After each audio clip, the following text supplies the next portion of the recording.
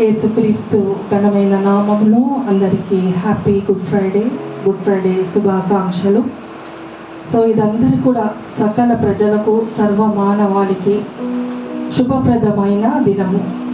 ఈరోజు మనము ఈ విధంగా ఆయన మందిరములో కూర్చొని ఆరాధించుకుంటున్నామంటే ఆయన చేసిన బలియాగం త్యాగం ఆ సిలువలో. కాబట్టి మనమందరం కూడా ఆయన చెప్పిన 7 సూక్తులు 7 మాటలు యేసు ప్రభుల వారు ఈ లోకంలో 2000 సంవత్సరం క్రితం జన్మించి ఎన్నో అద్భుతాలు ఆశ్చర్యక్రియలు స్వస్థతలు చేసినట్టు మనం ఆయన లేఖనాల్లో సువార్తల్లో మనం చూస్తుంటాము.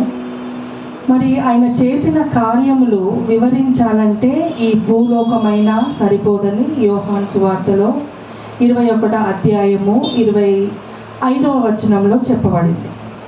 మరి చివరిగా ఆయన శిలువ మరణము పొందునంతగా తగ్గించుకోవడమే కాకుండా ఆ యొక్క వేదికను ప్రసంగ వేదికగా యేసుక్రీస్తు ప్రభుల వారు మలుచుకొని తను చెప్పిన 7 సూక్తులను 7 మాటలను మనం ఈరోజు ధ్యానించుకోబోతున్నాము. మొదటి మాటగా నేను తండ్రి వీరేమి చేయుచున్నారో వీరు ఎరుగరు గనక వీరిని క్షమించు అనే మాట లూకా సువార్తికుడు 23వ అధ్యాయము 34వ వచనములో చెప్పిన మాటను మనమందరం కూడా ధ్యానించుకుందాము.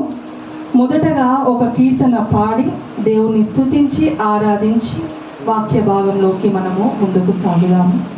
పాట సంఖ్య 438 వీణులకు విందులు చేసే యేసయ్య సుచరిత అనే పాటను పాడుతూ చప్పట్లు కొడుతూ యేసయ్యని మనము మహిమపరుచుకుందామండి. హల్లెలూయా.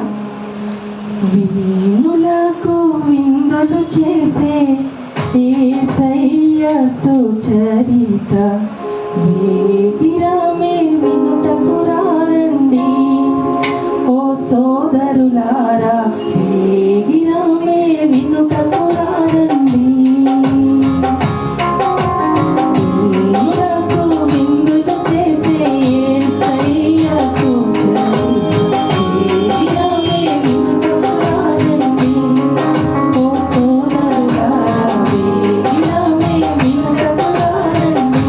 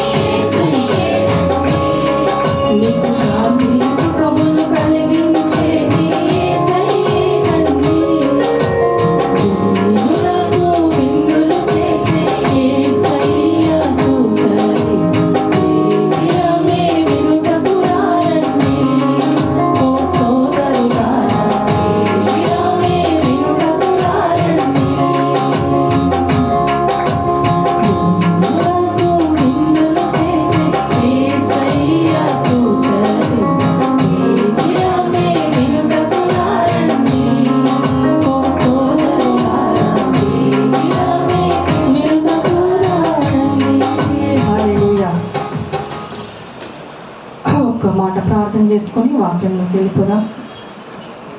హల్లెలూయా, స్తోత్రం, స్తుతి.